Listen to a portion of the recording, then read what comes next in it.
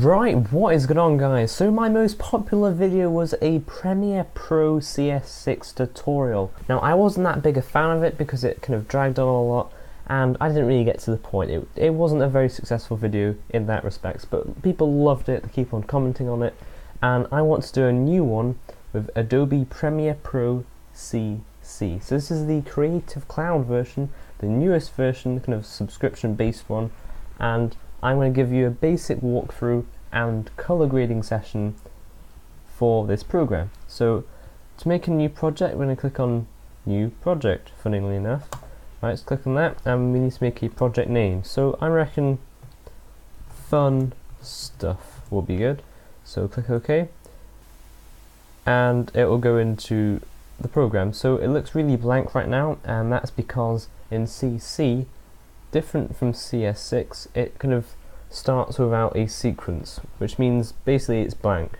So to create a sequence, I'm going to go to File, New and Sequence, and for my camera I used a Nikon D3100, so I'm going to use a digital SLR 1080p 24 frames per second preset. So this is for cameras like that Nikon camera I used, the Rebel T2i, T3i, T4i, T5i, they're very popular cameras in this kind of respect for filmmaking, and those kind of cameras, D800, D5100, D5200, all these cameras, that is the one that most people use. Now if you've got a different camera, say like a Red Epic cinema camera, it's about £50,000, yeah, you can use 5K footage, you'll be using that, but I doubt people using this tutorial will need that at the moment. But if you're using a point and shoot camera, we're going to be going to the DV NTSC widescreen 48 kHz. That will be what you'll be using.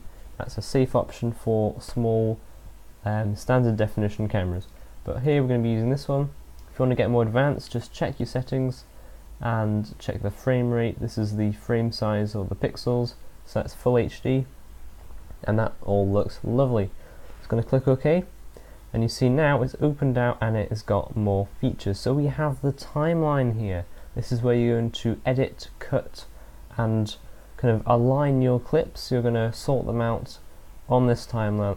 That's what it's used for. This is the preview window. When we've got a video up, you'll be able to see it and preview the video, funnily enough, yeah. So this is the effects bar and so on, but we're going to kind of hurry up a bit. So if you click on the project bin, I suppose you call it, and right click and import, we're going to find our footage. So I'm sure you know how to use Windows Explorer. Yeah. Okay, so we're going to find the footage. This is mine, shot on that camera I told you about, the Nikon D3100 in Bruges. This is the famous boat trip which goes through the city on the canal. It's fantastic, and well, I wanted to edit the video for it. So what I just did there, without telling you, it's very naughty of me, using the plus and minus keys you can zoom in on the video. It doesn't change the clip duration, all it does is just zooms in. You can also use this tool here to do exactly the same thing. It's quite important just to be able to see it, it's not getting too small, you know. So this red line, this is going to be where you skip through your clips, like that. If it's really slow at this point, head over to here and make sure the resolution is at lowest. That helps your computer kind of process the video preview and not get bogged down. Now if it isn't playing at all smoothly, then that's about as good as it's going to get, so I'm sorry about that.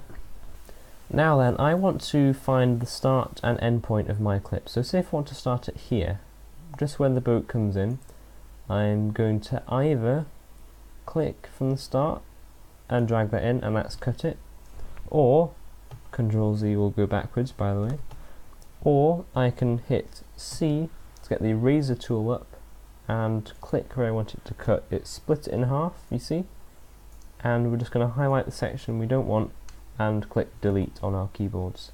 Now it's very important that you see there's a blank space here. You don't want that. You want to drag the clip back to the start again, and same if you want to edit the end of it. Say I want it to stop there, just drag it back again and that will cut it. So you can see what you've done there. That's lovely. Now, I shot this flat on my DSLR, which basically means I've made the footage deliberately dull and colourless so I can change it in post, which was what we're doing right now. This is just a general, it's good practice to do this, and I'm going to show you what I do. So if we go to Effects panel and Video Effects, now this is the thing, I use Magic Bullet Suite to sharpen, denoise and so on, as well as colour grading. So I'll be using Color Steiner 2, so just click and drag over onto the clip. But if you don't have that, because it does cost, you're going to have to use Color Correction, scroll down, and the Fast Color Corrector. But it's very similar, just it looks different, okay? So we haven't put that on, we've just used the Color Steiner one because that's what I prefer. Scroll down, you have a good look at that, that's what we'll be using. And again, really recommend this one, it is a really good program. I prefer it for the inbuilt colour correctors, it's just nicer. Philip Bloom also uses it for his colour correction, which is always a good sign. Good old Bloomy, eh? So we're going to use this to brighten the colours up and make it look realistic, because right now it's just really dull. So there's lots of different things you can do, but what I normally do and what is good practice is to do the general, taking the shadows, just click and drag, taking the shadows to the blue section. Now it may be a bit slow, but that's fine, you just have to live with that, I'm sorry. Taking that to the blue, okay, it may have got darker, don't worry about that at the moment. Using the mid-tones, taking that to the warmer tones, so you like yellow, orange, red, like so. And you can leave the highlights if you want to. I normally do, unless, say if you've got a white wall and you want to change the colour of the wall, that you'd be using the highlight tone for that. But for skies, you want to keep it a normal colour. That's just a general rule that I keep to.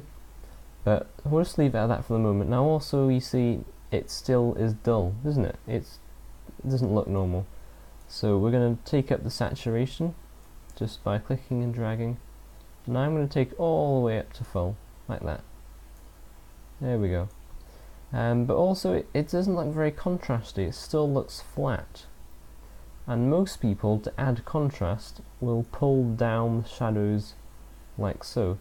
Now that's not the way to do it, because if you look, it actually crushes the detail, it crushes the shadows in fact, and you lose detail there, which is really bad, it's unprofessional. So what I do, and what the professionals do, is you take down the mid-tones, like so, just only a bit, like that. Notice it gets darker, that is fine, because you then correct it using the highlights, like so.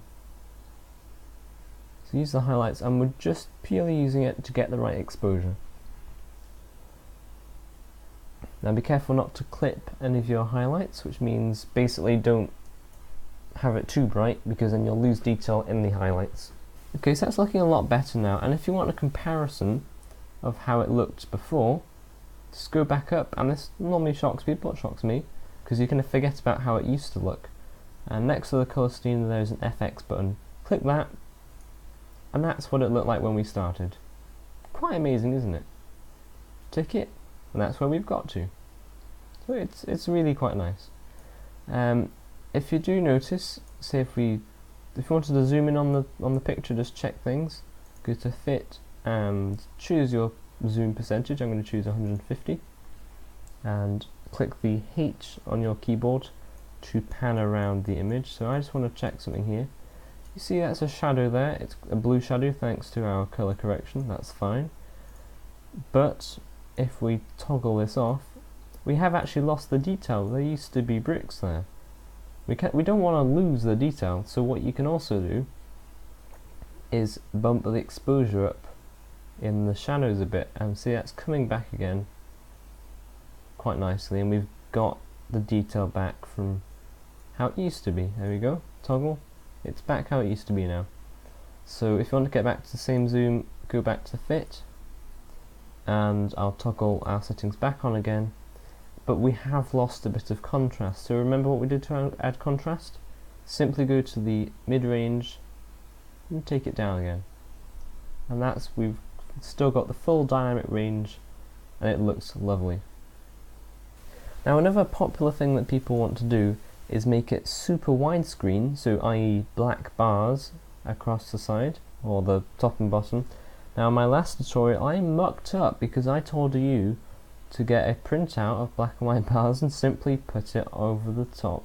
That was a load of rubbish, I'm sorry for that, and people keep on asking. I'm sorry, leave it, okay?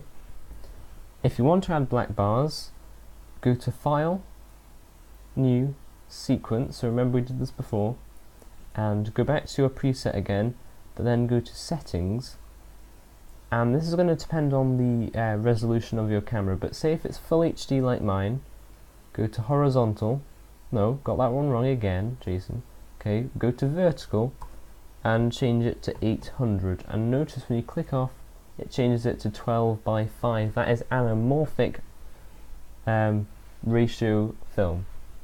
So that is basically anamorphic comes from an anamorphic lens which is stretched to the super wide viewing angle, which is 12 by 5. So if you're using 720p, I'd recommend 5 or 600 pixels vertical, and the same, I'm sure you can work this one out, just get the right ratio, 12 to 5 is ideal.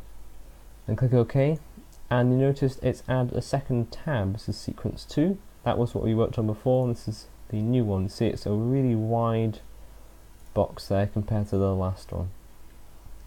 So you think, oh, I don't want to do all that again. That's fine, you don't need to. You just click, copy what you've just done here, go to sequence 2 and use Control V on your keyboard to then add it back in again, and you see it is now made that widescreen, which is lovely. And also if you go to motion up here, expand that, you've got room to crop it a bit. So there you go, you've got a better view now. One more thing, if you zoom in again, remember how you zoomed in? Go to 150, that's what I normally use. And the detail's actually quite soft. That's because when I shot it, deliberately took the sharpness down to avoid some complicated things which I'll talk about later in another tutorial. But if you want to make the video sharper, simply type in to the effects bar sharp, and it'll come up with sharpen, and click and drag that on, and if you go down to the very bottom of the effects bin, you can see it there, and you can add a number. Now for this DSLR camera, I normally use 10 to 30. Now if you add too much it will look quite horrible, but I'm going to try 20, and there you go. And you can see a very small adjustment. Remember, this is a small preview, so it's not going to make much difference, but it has just clarified it, you know, it has just generally crispened it a bit more. So this was a basic tutorial using Adobe Premiere Pro CC. That is all we've done. So if you take them off again, you can see the improvement. We've gone from flat to graded and sharpened. To export this, which basically means to view it back as a video file, where you're going to go to export, or make sure the clip is selected first, go to File, Export, Media. Now I'm going to take you through this as well because it is part of the tutorial. This is where we render out as a viewable video clip. So format, simply go down and choose H.264. It is the standard nowadays and it is such a good system. And for some reason my editor has packed up. Why? There we go. Right, so it's come back now. Yeah, it can pack up sometimes. So use H.264.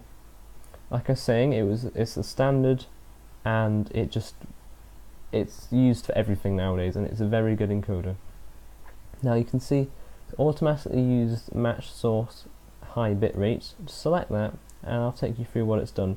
It's basically automatically looked at all the settings and matched it. So it's matched the pixels, which is our widescreen, it's matched the frame rate, and it's matched the aspect ratio of the pixels, everything else as well. Now that's fine, you can leave that because it's done it correctly, but at this point, bitrate. Now this is how much compression is done to the video.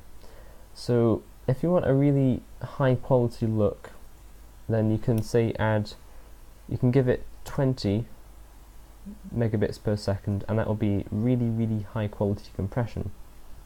But it's a big file size for this clip, 15 megabyte for a 6-second clip.